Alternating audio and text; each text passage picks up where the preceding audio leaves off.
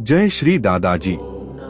आपके मन में उठने वाले संदेहों को आप स्वयं दूर कर सकते हैं, क्योंकि गुरु ने आपके भीतर उन संदेहों को दूर करने के लिए आवश्यक बीज बो दिए हैं।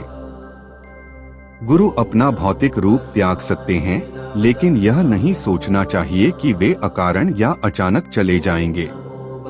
किसी भी देवता को वश में करने के लिए मंत्र का ज्ञान आवश्यक है। मंत्र सिद्धि प्राप्त करने के बाद आप उस देवता से कोई भी फल प्राप्त कर सकते हैं। गुरु के मामले में मंत्र और रूप महत्वपूर्ण नहीं है, बल्कि गुरु तत्व को समझना महत्वपूर्ण है। जिसने गुरु तत्व को समझ लिया, उसे गुरु के भौतिक रूप और सान्निध्य की आवश्यकता नहीं होती। गुरु तत्व की समझ ही असली ज्ञान है। बाहरी रूप और भाषा को एक प्रकाश के रूप में देखा जा सकता है। जब भी गुरु तत्व को समझा जाता है, तभी गुरु का रूप दिखाई देता है। न केवल दिखाई देता है, बल्कि बातचीत भी हो सकती है।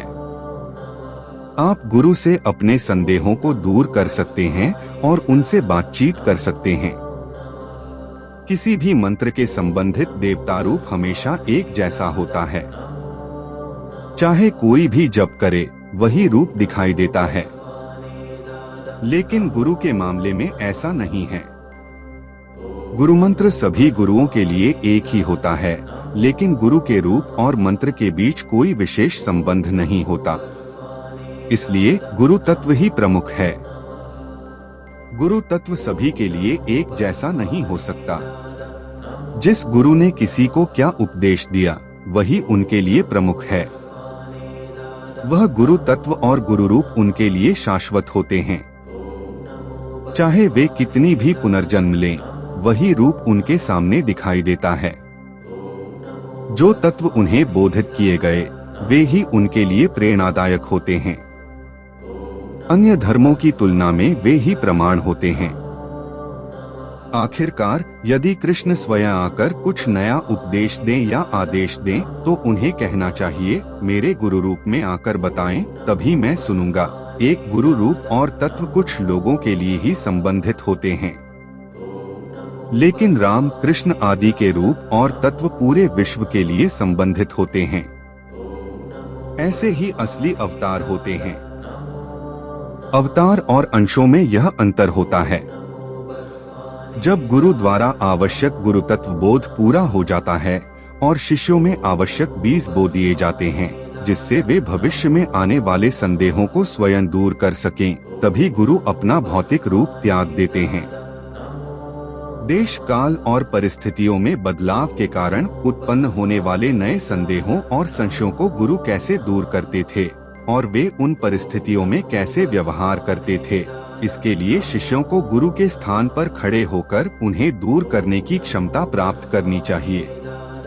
गुरु तत्व और रूप से संबंधित लोग एक ही नहीं हो सकते हैं, लेकिन उन्हें एक ही तरह से उत्तर देने में सक्षम होना चाहिए। तब ही वे सभी उस गुरु तत्व को ग्रहण करने वाले बनते हैं। एक ही या एक जैसा होने के बारे में भाषा में अंतर हो सकता है, लेकिन भाव में कोई अंतर नहीं होना चाहिए। गुरु तत्व को समझने वाले व्यक्ति के लिए गुरु का रूप और तत्व शाश्वत होते हैं। जब गुरु का भौतिक सान्निध्य नहीं होता है और कोई संदेह होता है, तो गुरु द्वारा दी गई बोध को याद करना एक तरीका है। यदि गुरु ने उस विषय पर पहले कभी चर्चा नहीं की है, तो गुरु की बोध के सारांश से उस विषय पर उनकी राय का अनुमान लगाना दूसरा तरीका है।